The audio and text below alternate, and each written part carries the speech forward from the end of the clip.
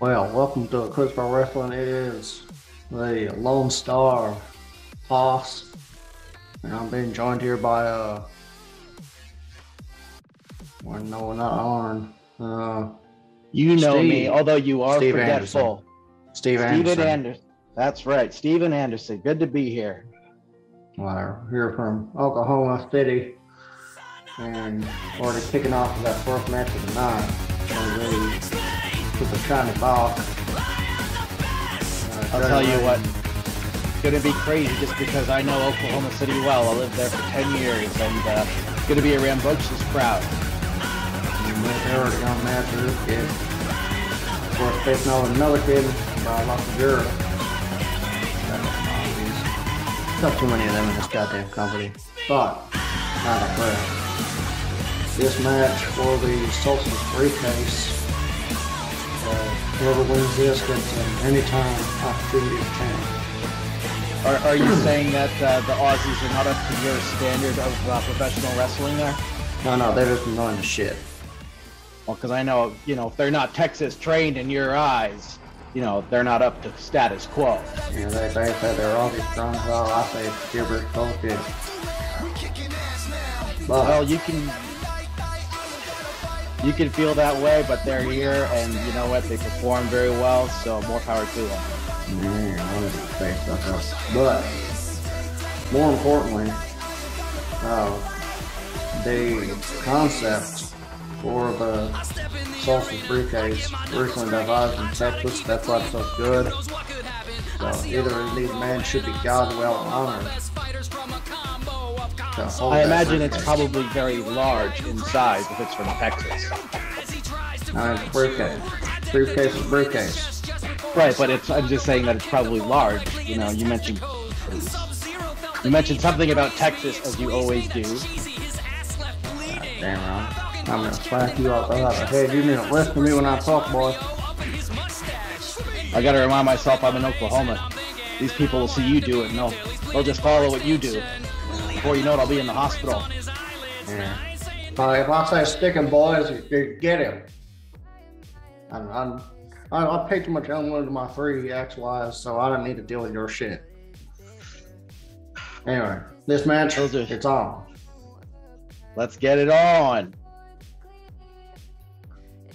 Starting with a bit of wrestling. Hold up button. Now Jaye escapes. God damn, his hair's messed up. Who does that? Well, I got my special glasses in with the glare, so I won't have a seizure. But so far, the match very good, very patient on both ends as they kind of come after each other.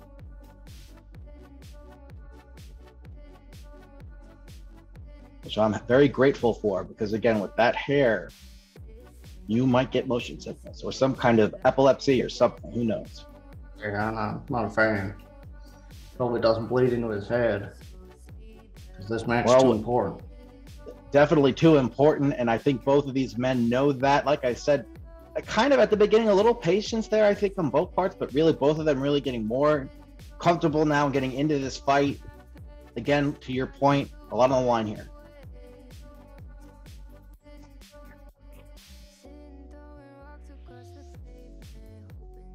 Matt just not traditional to have this kind of briefcase defended, but here at Eclipse Pro we do things differently. Well, that's pretty much par for the course here, and that's what, like you said, makes things different, stand out. That's just smart. One hell of a card tonight too here in Oklahoma City. Tell you what, the cops will be all over the streets tonight.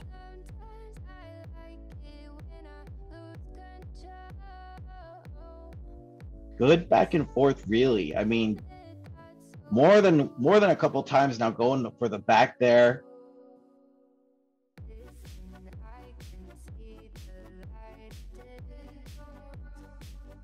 Good technical maneuvering in this match. I mean, which is smart, because that kind of wrestling really kind of gives you the stamina to go longer, to go better.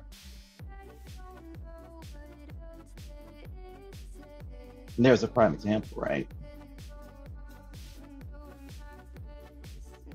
Man, like you're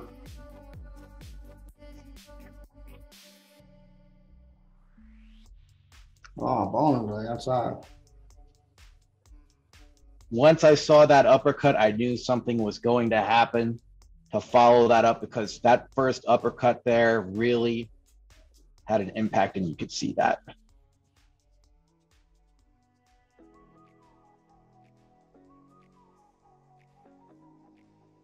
It's dangerous though when you take it outside the ring like that, and look what happens. You know, sometimes things don't go in your favor. Once you take things out of the ring like that, things just get exponentially dangerous.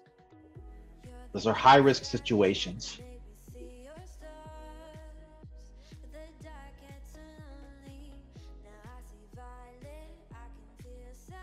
This crowd already on their feet. It's just our first match of the night.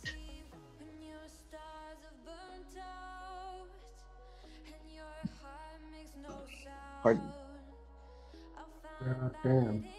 Some really hard hits here. Oh God, Lucky Vera got that. No, tripping DDT. Very great execution and smart maneuvering there. Right place at the right time, or wrong place at the wrong time, depending on your perspective. And only scoring a 2, Jaye able to kick out. That's gotta be funny. It's not enough for the 3, but you know, it had an impact. It's just a matter of time. I think Jaye's leading now. There's like 1, 2. Oh, kicked out. Well, persistence is definitely admirable there, and it's a strategy that's probably going to pay off if he stays on top. But again, look, see, the tides just change very quickly. There's a lot going on in this match. Now, Rayn looking like a bit of a comeback. Don't know how those glasses on his head, but keep him on. I'll tell you, that's just the power of adrenaline. It could be also the dye burning into his skull, but my best bet is that it's that adrenaline, that second wind coming, that rush of energy, and this is what you get. Rayn socked himself up. Need to find a way to keep down the briefcase holder.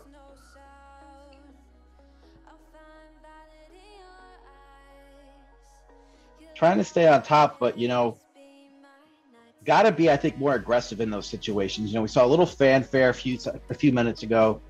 It's like there's really no need for that. You know, you got to stay on top of your opponent. You got to stay aggressive. This is not an opportunity to showboat. It would be the wrong message to take if it was me. I just feel like, given the circumstances, it's not worth it. Oh no, Jaye was looking for that falling in style, but it's blocked by Lucky Vera. And that's the kind of that fast ability to kind of see what's coming and counteract. That's going to be the differentiator here.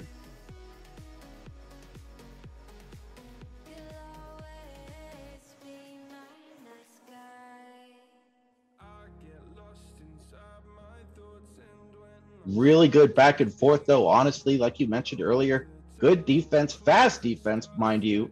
A lot of the twists and turns in this match have been very quickly executed. Not something that's been kind of worn down or something like that. Indeed.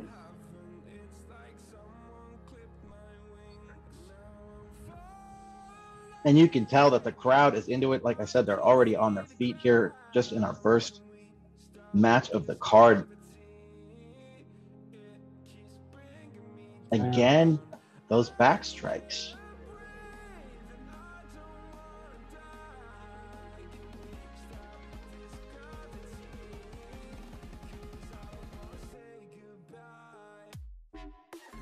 These guys are really going for it now. Yeah, I'm wondering. Blasting him through. I was wondering if he was going to go for it or not. You know, again, taking it to the outside of the ring, always a risk. Definitely, especially that kind of maneuver, but pays off in the end. Certainly seems like it paid off.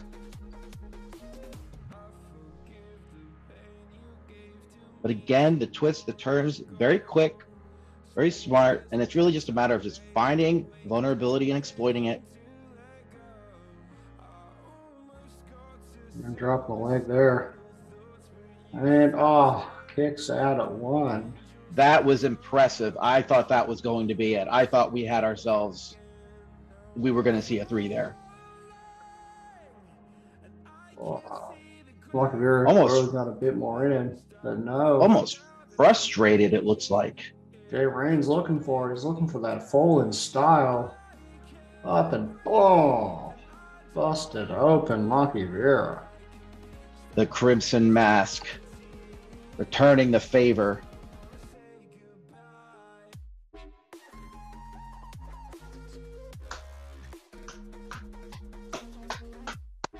That was a well-fought.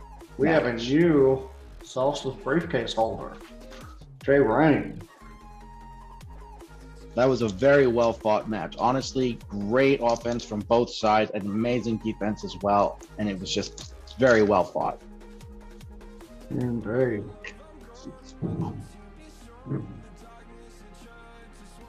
Shocker. You almost did see Lucky Vera cash in the last show on Constellation on the champion and only retained the briefcase because the champion had forced his way out with the DQ. Well, and that's the thing now, is having that briefcase, having that feather in your cap. It's just kind of all about when best to use that briefcase, right? It's all about that scenario. Indeed. A lot of strategy there. I mean, if I were him, I would probably take a little bit of time to recover. I would imagine after a fight like that, probably not at 100%, but again, there's no rush. Indeed. It's interesting to hear what he says backstage after winning. Of course, now we have our second match of the night where we're going to see Chad Gable facing off with none other than the chosen one, Sickboi. I think this is going to be a great match. Obviously, Chad Gable having that Olympic Greco-Roman style background, always a pleasure to see. But Sickboi, you know, we all know what he's capable of as well. He's a complete maniac, to be quite honest. So this will be fun. Hey.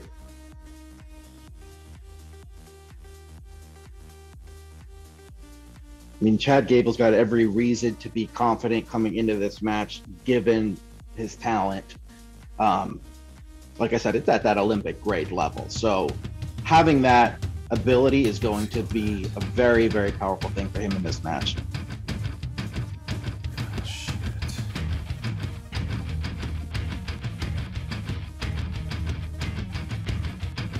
Sickboi always so morose.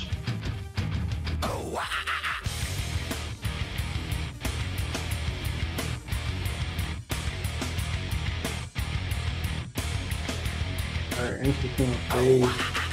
Got that light leading his way.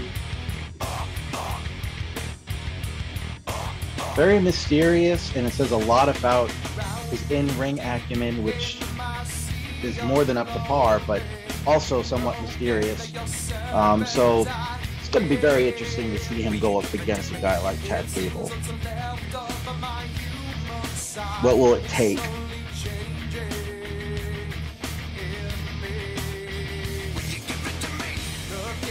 I mean, I would argue that this is a pretty significant challenge for somebody like Sickboi just because of Chad Gable's capabilities.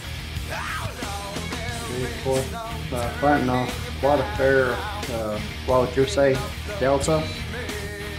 Sure, a difference. That's the one you use? Yeah, quite a fair weight delta. Right. Yeah, definitely. Yeah, a delta between their weight, absolutely. Height too, apparently. Or Chad Gable, Olympic in his weight class. Of course, it's not always the same when you're facing someone that's not in your weight class, not by a long shot. Well, that's a very good point. You know, and that's going to be a huge differentiator between that classic Greco-Roman style and this professional style, which Sickboi is definitely an expert in.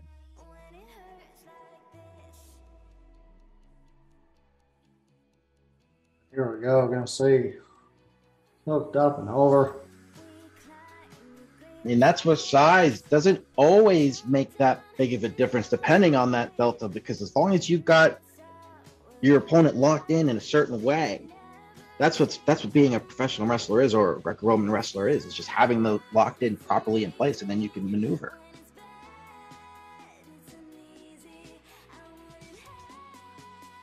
Yeah, because as long as you got it locked in the right way, it's letting to carry a fair bit of the additional weight, leverage. Of course, Sickboi being very aggressive, staying on top of Gable as best as he can. We saw him earlier throwing him into the post there. Very aggressive with the uppercuts. You could see the power. That's a slight difference between Greco-Roman and pro wrestling is obviously you don't have any of that environmental awareness needed as much. That's a very good point. Completely different environment, really. That's why they call it the squared circle, right? Because that Greco-Roman ring is round, whereas the professional ring is square. Oh, and also you're not really dealing with any like vertical challenge. You're not being kept in the ring. The whole point is either to try to get them out. But here we got the ropes, we got the ring post, got the turnbuckles. And you got these Oklahoma City fans. Right, definitely. Every match is basically a lumberjack match. Oh, here we go. Wow. Jesus. I mean, when you see that size maneuver like that, it makes me think of like Bam Bam Bigelow and the likes. I mean, that just put Gable down for the count, literally. Not a fun experience having all that weight dropped into you, but Sickboi showing dominance in this match. Well, I would also say that ring is a lot more unforgiving than I think people realize. It's a piece of wood.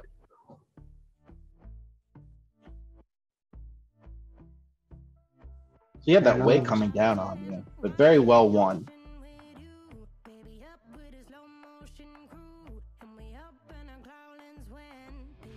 And here we go. We're going to start the next matchup, which I believe is going to be the Dragons, or more commonly known as the Commonwealth Dragons, since we got the New Zealander and the Irishman facing off with the Acolytes of Wrath, which are volatiles, for a lack of a better word, cult. But the Wrath Warrior now, formerly known as the Zen Master, and Guardian, which is this real messed up version of the EFED police. That's one way of putting it. Yeah, sure. Very arguably well articulated. But you know what? This is also, a tag team match. So knowing that, that the best coordinated team is going to be most likely the victor here. I can hope so, at least.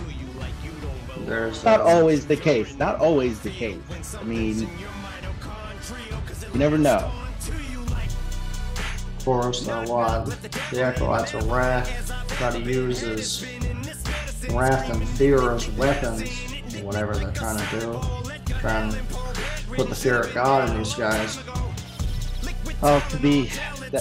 Fear is definitely a weapon. It's definitely a good way to try to control people, but I would argue that they're probably not as good as they'd like to be. I mean, they're not bad at it, but let's see if it's enough.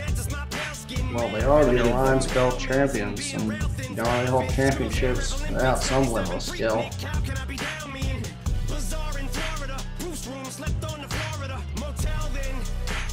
Of course, the Trios champions. But that was very, very dark entrance. I love their, I guess what you'd call stage presence. Very ominous. That's how it walks. But a lot of show, of course. Get a lot of that from their head honcho. Birds of a feather flock together, and it shows.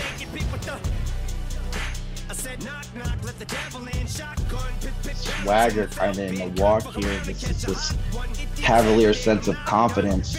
Love to see it. He's already come under control of Volatile after a match for the Intercontinental Championship, WWE, pretty sure. And Zen Master coming under his control after a match with Volatile at WrestleFest, which was a TWE show. A lot of action going on across the verse. That collides here at Eclipse Pro Wrestling.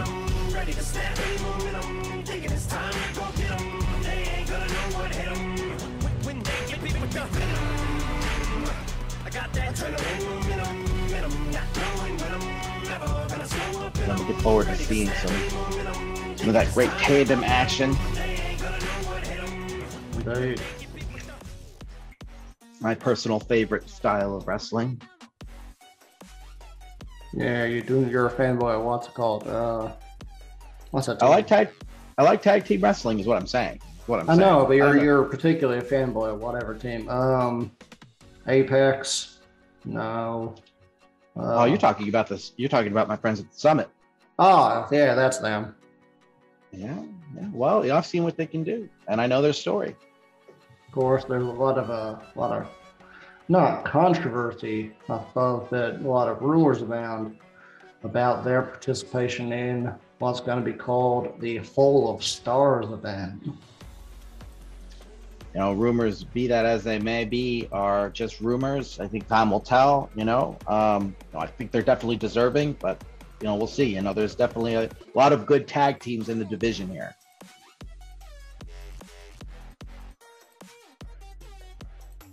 We're seeing some of it right now, honestly.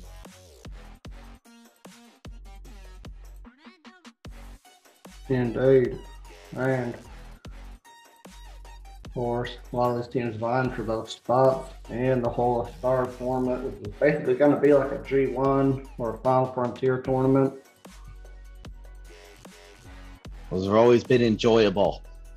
Indeed. Of course, speaking of the Final Frontier, none other than the Acolytes of Wrath headmaster was the one to win the first ever Final Frontier tournament.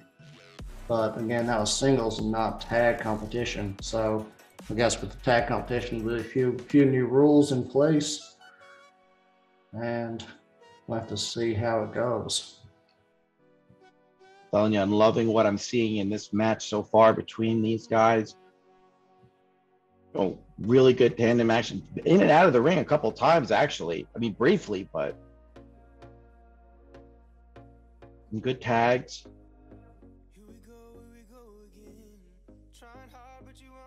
And pretty decent back and forth. Very even match. I mean, in my opinion, even match so far. I mean, second time we're seeing some of these maneuvers and they're effective, but very good back and forth, honestly.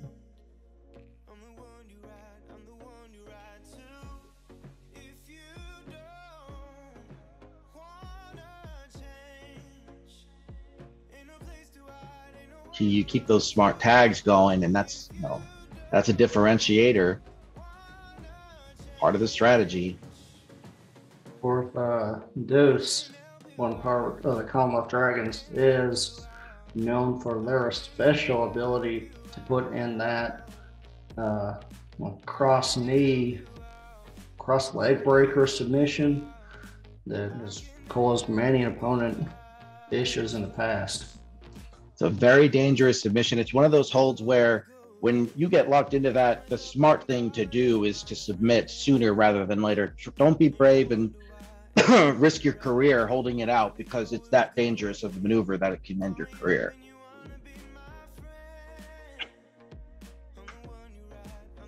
Some submission holds, you can, like the figure four, for instance, it's a powerful maneuver, but you can reverse the same thing with the sharpshooter. You can reverse it too if you, in the right scenario.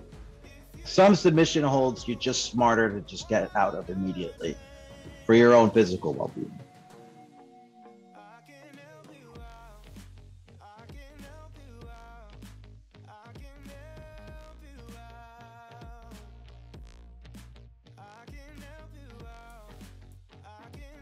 Good jabs there and some really kind of good leverage there with the footwork.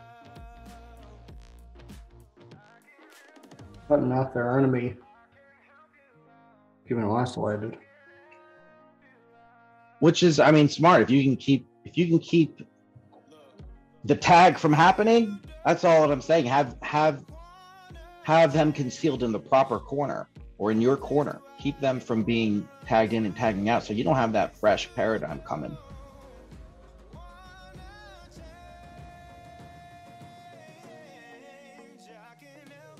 And this is kind of what I was talking about earlier with the coordination. We saw some of it earlier too.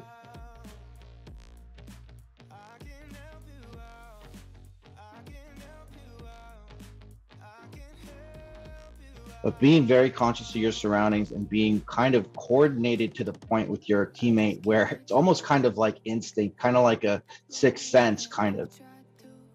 And that to me has always been the differentiator in the better tag team matches or any tag matches for that matter, regardless of count.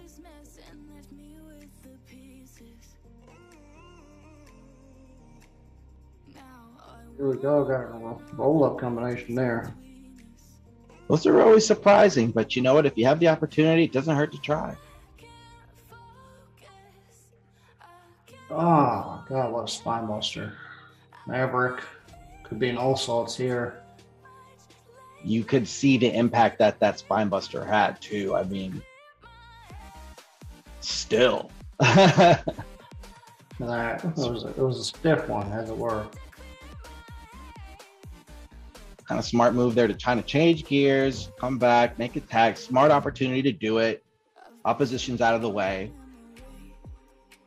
And there we go. Got that beast bomb. Oh, actually, no, that was the magic yellow. I got confused with their other one. Oh, Maverick kicks out at 2 9/5. I really thought we were going to see 3 there because you had defense too, preventing the break of the pin. Perfect opportunity.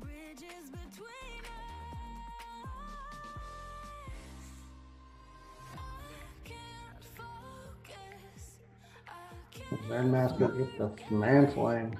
Now, pin 1, 2. Oh, no, that loose leg cost him there. Honestly, I'm surprised here because staying aggressive, just wondering what's it going to take to stay down.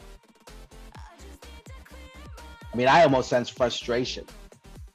You can almost see it. And there you go. Oh, man. The Wrath Warrior keeping on. You know, you can't get angry because if you get angry, sometimes you get a little sloppy. And that's when you make mistakes. Got a Wrath. Looking for it. And ring position is definitely agreeable. Oh, no. Oh, he's locking in that dragon sleeper right near the ropes. Maverick's got no place to go. And that close was able to get it. And that's kind of what I'm talking about earlier. You lock something like that in, sometimes it's just smarter to tap out. Of course, Benji was channeling into that anger, channeling into that wrath, and was able to use it to secure the victory there. I can believe it because I just saw it, but you know, going back to that rig position there, having that submission hold in and being that close, but the way that submission, if you're pulling back the torso, you know, so it's almost like, you know, you don't break out of that or tap out of that, you're going to break something serious.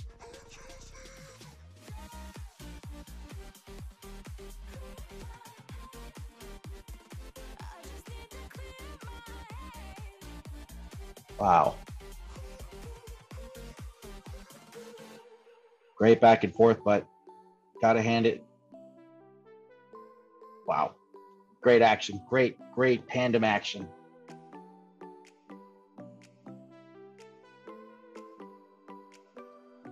Fourth man, we got Kota Ibushi, who's now gone by the Dark Star.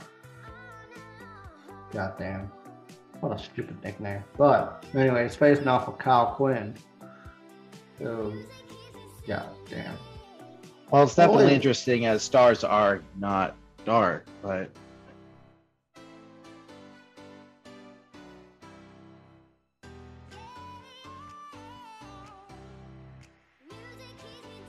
I think it'll be interesting to see Kyle Quinn going up against the likes of Kota Ibushi here, regardless of what his nickname is. And of course, Kyle Quinn, the Kyle Quinn versus everyone. At least that's a cooler catchphrase. Of course, known as part of the tag team, the Dark Stars with the newly converted Hiroshi Tanahashi. Look, it never hurts to have your alliances and your backdoor dealings. You, like anybody else, should know what that is. Now, the only backdoor dealing that got done on me was that goddamn lawyer and my ex-wife. Yeah, but which one? All three. They all decided to screw me. I need to take them on a daytime talk show or something. Settle this out. Yeah, I gotta take them to Dr. Phil, get their sword, send them off to the ranch. Anyway, Kyle Quinn mentioned Red with Rayn. At least this guy looks sensible. He looks like he kicks on his ass. Yeah, it looks very much ready to kick some ass. You're absolutely right. Very confident, very chip in his step, and yes, very well equipped.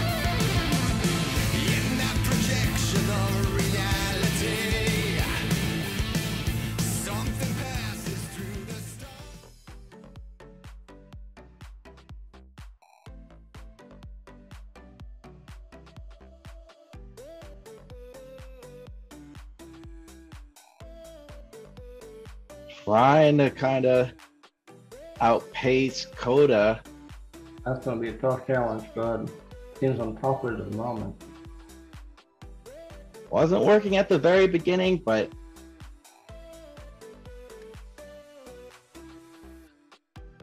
I definitely expect to see a pretty decent back and forth. I mean, knowing both their track records here. I mean, let's be fair. Quinn have been in the matches that he's been in quite highlighted matches. I don't imagine this one to be any different. Of course, was in a handicap match against two of the members of staff here. Debuted in an open challenge a little while back, and of course was also was on a Halloween show facing off with, I believe it was Axel. Well, definitely not trying to take anything away from Kyle Quinn. Kyle Quinn's track record definitely speaks for itself, but what I'm trying to do is just not take anything away from Kota. Oh yeah, no, definitely not, dude. Dude's good in Japan. Just misguided. Needs some time in Texas. I gotta tell you, Texas is great and all, but you know there are other places in the world. No, there are goddamn not. When it comes to wrestling, there's a one-stop shop, and that is Texas. Don't you get me started. I'm your senior boy. Respect your elders. Respect Texas. Lone Star State. It's an interesting place. Recommend both Eclipse here. Spend some time in Texas. We're only 3 hours away. Yep, 3 hours away from Dallas. Well, 2 if you drive at the appropriate speed. Yeah, hey, that I-35, that highway, you can get away with a lot. Yeehaw. Just like this match, kind of a lot going back and forth here between these two. You can get away with a lot if you just stay on top of your opponent here, and that's what Kyle's doing. And they just had him down for 2, but no. Ibushi was epic again. And that's the thing. I can't take anything away from Kota. I feel like Kota is not an idiot. He knows what he can expect with Kyle Quinn, knowing his track record. I imagine he does. So, you know, there's no underestimation here, I think, by either party. Dude, I think it's going to be a look. Kyle Quinn's got to be looking for that submission game to pick up the win here, I imagine. And I think Kota Ibushi just have to look for that big move, either that Darkness Falls, Phoenix Splash, or that you kind of use like a last ride power bomb kind of thing going on.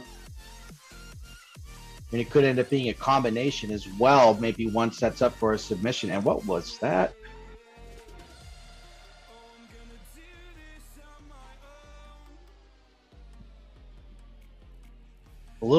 I felt like a little delay there on the count of the referee.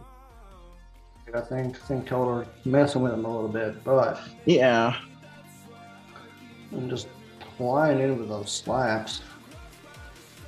Those are effective. I mean, you know, you see that a lot, but you hear them too, and it's hard not to feel them, especially when, pardon me, when you're live like this.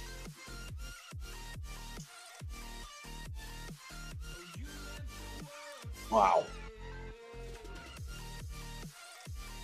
Now, flying to the outside. Let's see. Kyle Quinn's in a bad place. That was incredible maneuvering, though. I mean, when Kyle Quinn, on the outside, taking it all on that neck and shoulders. The upper part of that back, right, really kind of underneath the shoulder blades. Like you said, it's the shoulders and that neck. It really has an impact on that hard floor on the outside, though. I don't know what.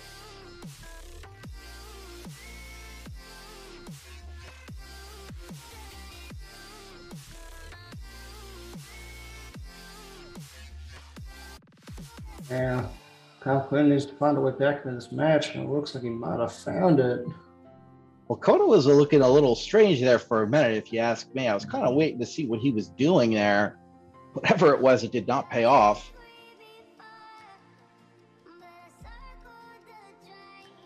Almost tapped out Kota Ibushi in the surfboard, but no. Looks like he's escaped.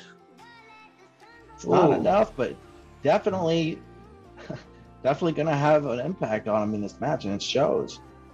Yeah, Cochran falling into the cover, but no, that's not enough, obviously. Not a bad strategy, though, to stay on top. Oh, no. Could be looking for that kick again. The leaps over. Oh, no. Kota fights back.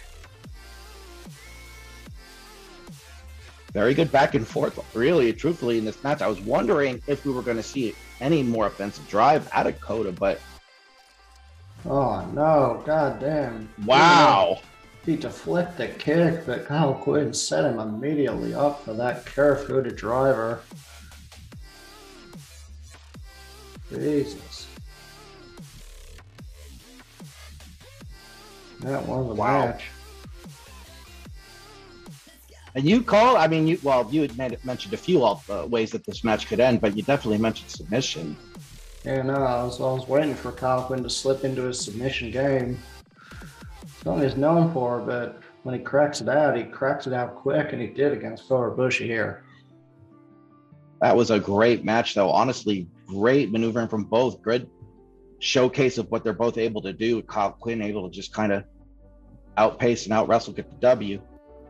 Indeed, gotta be interesting to see where Kyle Quinn goes in the future. Where he's trying to set himself up.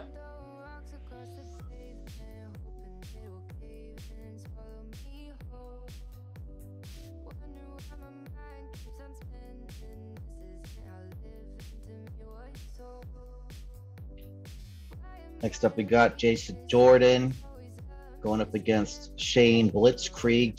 Jason Jordan trying to make his impression felt. Indeed, of course, Kurt Angle's son. No, I have to say that, but both these men looking to push themselves a little bit. Of course, Shane Blitzkrieg was recently on the losing end of a death match for the Quantum Star Championship. Now is looking to rebound against Jason Jordan.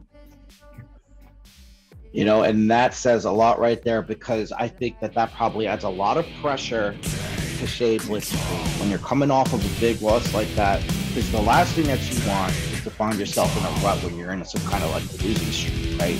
Because then it makes that third match even heavier. So I think he's going to come into this match knowing that. Wait, what the hell is Jason Jordan doing? Got a bat in hand. What the? Takes the bat to Blitzkrieg. Talk about a preemptive strike. Thank Blitzkrieg's coming back. I'll tell you though, a lot of those times when you see that, when you see those preemptive strikes down the railway like that, they don't always pay off. A lot of times they don't. That aggressiveness, very risky. Maybe of course that's going to backfire on quite a few people.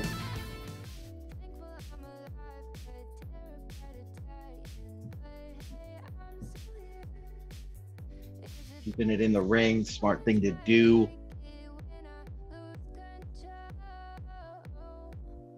Since then, Shane doing a pretty good job staying in control, trying to stay a step ahead. Blitzkrieg still milking in his gear. Find a way on it. Like that that running bulldog.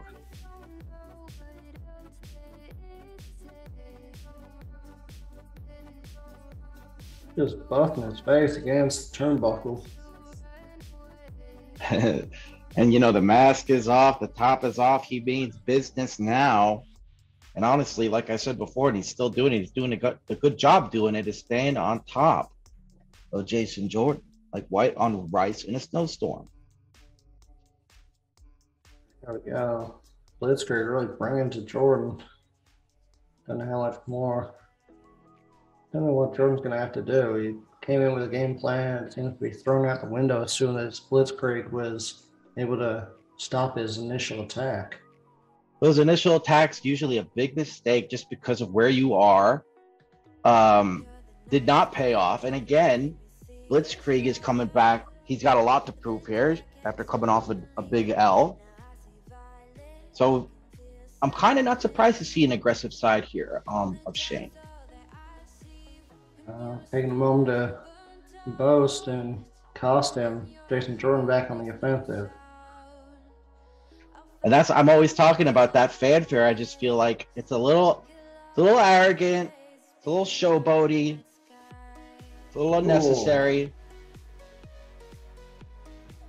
Ooh. Jason Jordan on the attack and went into his feet. Well, he's got that opportunity where he's got the match in his control and he's using the best abilities that he has. Those are those legs, those arms. You're seeing it now.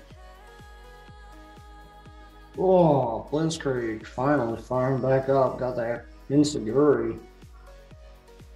Like I said earlier, it just takes one very slight mistake, one miscalculation, and the tides will turn. We got Blitzkrieg locking up Jason Jordan using that leg hold. Really having a good control of him using that leg hold too. You're seeing multiple times here. MX3 version of the Three Amigos, and he lets him go. I mean, look, you can tell with that impact that has doing that. That was 3 or 4 times on the neck there with those legs wrapped around there. Your own weight kind of being used against you each time, each rotation. Go. And down. Got that STO. 1, 2. Oh, kicks that. I really thought that was going to be it, because honestly, once he hit 2, I was like, he's not moving. Like, this is it. Even look at him now. I mean, still suffering there. More fanfare, unnecessary, but okay. You know, well, Blitzkrieg setting up for it. And Jason was not moving great though after that. TKO. And that is lights out, I imagine, for Jason Jordan. Now all that remains is the count. Here we go. 1, 2, 3, and it is Blitzkrieg's game. I'll tell you, I'm surprised he wasn't knocked out the previous attempt. I thought he was done then. I thought Jason was done then.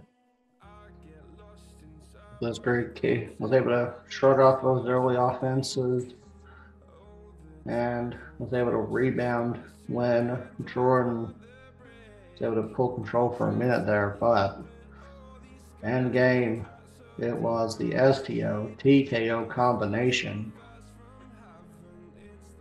And physically, yes, but mentally, he had that pressure. Some people perform well under pressure, and he did.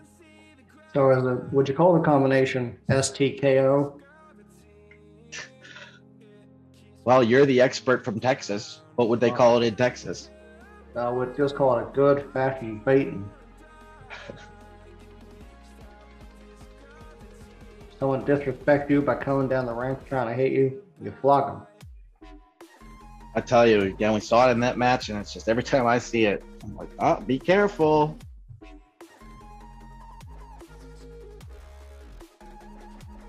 Next up, we got our penultimate main event. We got Axel Kallstrom facing off with this new guy, but he's claiming that the old guy is taking his identity. We got Daniel Cole, but it's not the Daniel Cole that you used to. It's the Daniel Cole that's saying is the real Daniel Cole, and the other Daniel Cole's a fake. And I'm all kinds of confused. So it's like the Garth Brooks of wrestling. Oh yeah, I'm fucking lost, man. They look the same to me, and they're confusing the fuck out of me. But while talent is talent, ability is ability. But of course, this match was made up because this Daniel Cole was facing off with Brian Adams, and they were just gonna have a good old-fashioned brawl. But then Axel Kallstrom, who was in a faction with the other guy, Brian Adams, decided to beat up Daniel Cole during the match, causing the DQ. So now, this Daniel Cole has said, we're setting this an MMA cage match. I was about to say stipulation in this match, the MMA cage, you can see it there. So, kind of like a steel cage match, only no pinfall, only knockout or submission, and you don't get any points for escaping. All right, no point of escaping when the only way to win, like you said, knockout or submission. There we go. And this Daniel Cole making his way to the ring, seeming to start all the way from the backstage area.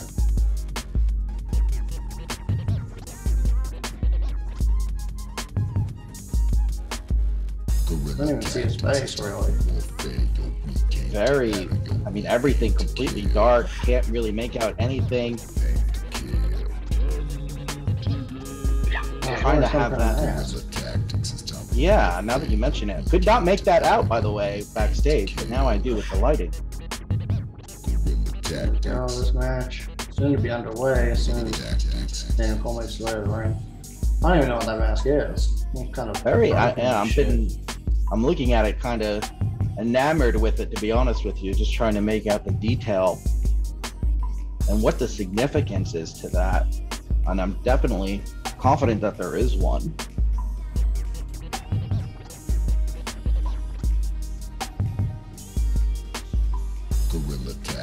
Yeah, I'm not pulling any records. I have no idea where it's from. Of course, all of his gear is decked out in the black and white.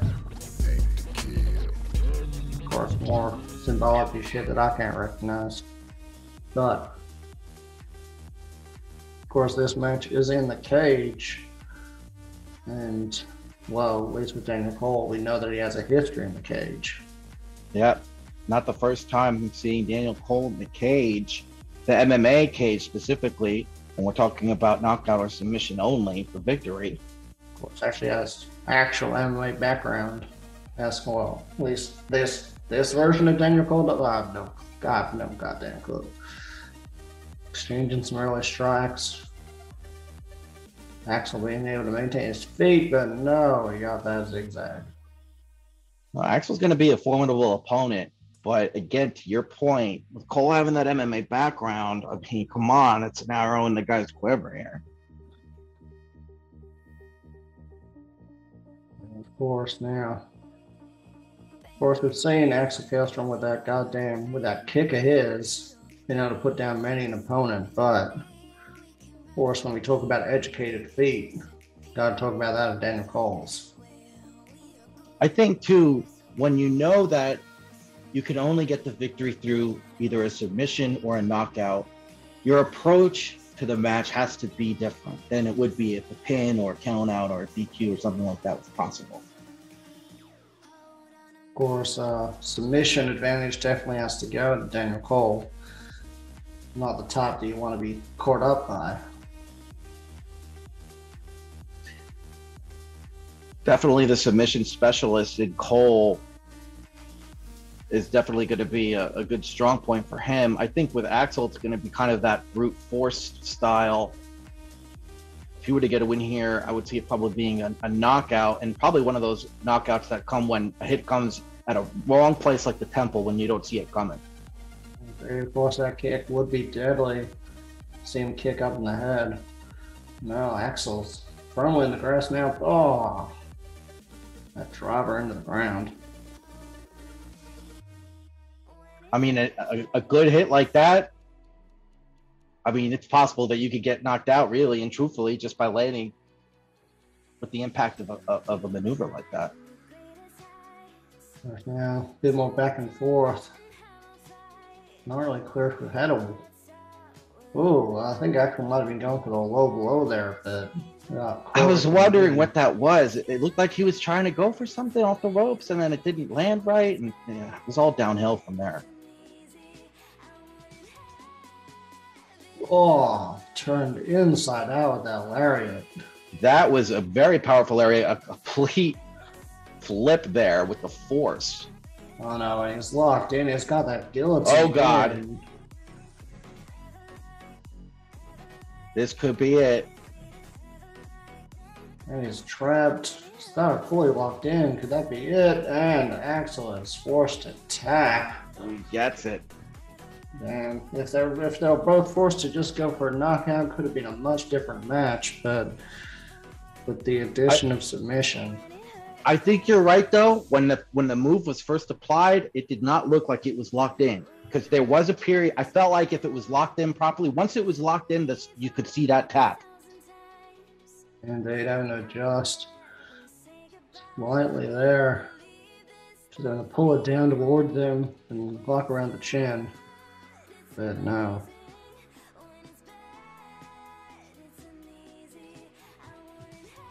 Wow. Very well done by Daniel Cole. The best kept secret, Daniel Cole. Or now picking up the win. Very interesting to see what, well, everyone has to say now, given we've got two Daniel Coles running around. There's always been a sense of mystery with Daniel Cole, and I remember calling matches a long time ago and always felt like he was very mysterious, so it's par for the course for him. And of course, now we've got our main event, which was the second defense of the Eclipse Championship. And we have the wild card, Aidan wild card, facing off with Alpha Omega Cruz for the Eclipse Championship. Yeah, this is going to be a good fight. This is definitely, not to take anything away from the previous match, but like you said, this is for the Eclipse Championship. Cruz been a great champion so far, in my opinion. It's going to be an uphill battle for, I think, Aidan. Not to take anything away from him. It's just, you got to do more than overthrow him. You got to stop some momentum, too. We've had a very long defense against the silence on Constellation, and now having to face off with the wild card and back-to-back defenses. And of course, we still got Lochie Vera lurking in the back. Oh, well, actually, no, now we have Rayn lurking in the back with that Solstice briefcase. Yeah, you know, that's a good point. You know, back-to-back defenses, That does a lot of wear and tear on the body. You got to be really careful. You know, it's like anything else, like with any other sport, right? But to your point about the briefcase, I just feel like when you have something so valuable, you should just take your, you know, find your strategic moment. It would be funny or something else if that strategic moment was tonight, but you know what I'm saying. I mean, Aidan has been dipping further and further into his bag of tricks when it comes to being a bit more aggressive, using a bit more of the weaponry that you can find ringside.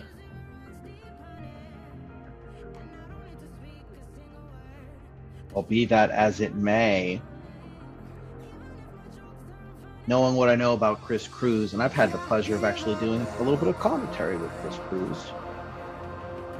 I'm not showing any favoritism, but regardless of what weapons or equalizers Aidan wants to try and use, I feel like Cruz has the ability to counteract that.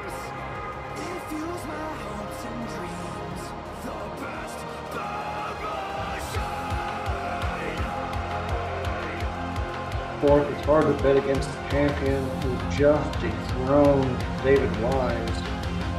David Wise was champion for nigh on 260 days. So one of very few men to hold a win over the champion, and the one who proven his title. Absolutely, definitely a historic, without question, title reign that came to an end there.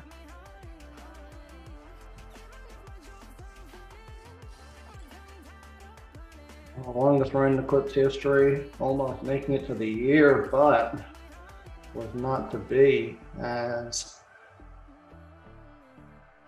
Well, you can't take anything away. That's still a good number. What'd you say, 238 days, right? Or something like that. I mean, that's 260 days. 260, that's significant. That's, no.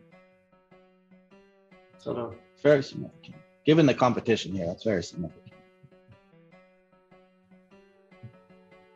So reigns unheard of in EFEDs generally, but here we go. Gonna have this match take place. Of course, it's just a normal one-on-one match. Of course, if Aidan is caught using any of that additional weaponry, he will be eliminated by disqualification. You know, and that, I was thinking that when you kind of mentioned it earlier, because I was like, well, I didn't say it then, but I'm thinking it, how would any of that be relevant? Because to your point, you can't do anything like that in this match. So whatever equalizers that he's been known for using, it's just not going to make a difference here.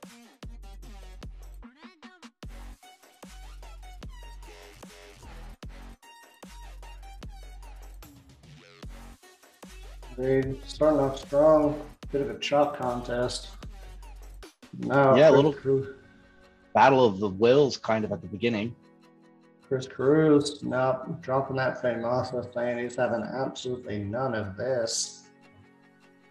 Using his height advantage there, the way he just leapfrogged on top of him like that, and then really kind of gain control here. Oh, Crusade, middle of the ring, could that be it? 1, 2. Oh, wow. Oh, jeez.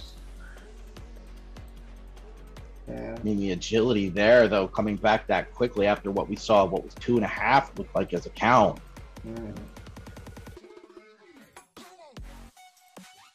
Aidan Wildcard in a bad place, needs to find his way back. Oh. He's going to have to do a lot. He's going to have to stay on top of him. He's going to have to be really aggressive. But here he goes, like you said. Nope, and he's grabbing the weapon. Referees turned into fodder. And now that is those are the ingredients for destruction right there. And there you see it happen. He's just going down on the champion with the bat.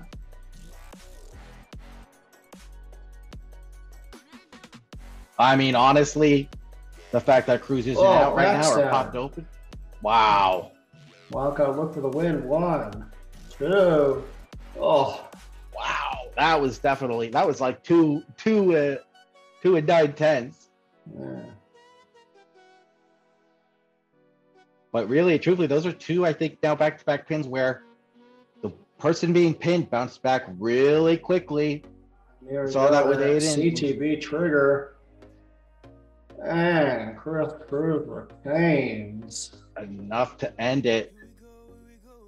Of course, after that crusade, there wasn't a lot of legs left for him.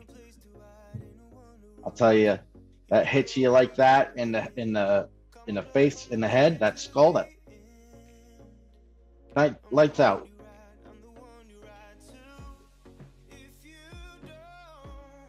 Quick, very quick, but well fought match, honestly. It's just about finding the weakness and making it happen, and that's what Cruz did. Oh, damn. And that does bring us just about to the tail end of the show. Any last comments? Nope. Just want to thank everybody for viewing. Thank the Oklahoma City crowd. I've been Steven Anderson. Indeed. And as the show would say, good night to all the men and women watching, as well as all the ships at sea. I've been Haas, Lone Star State represent. Goodbye and good night.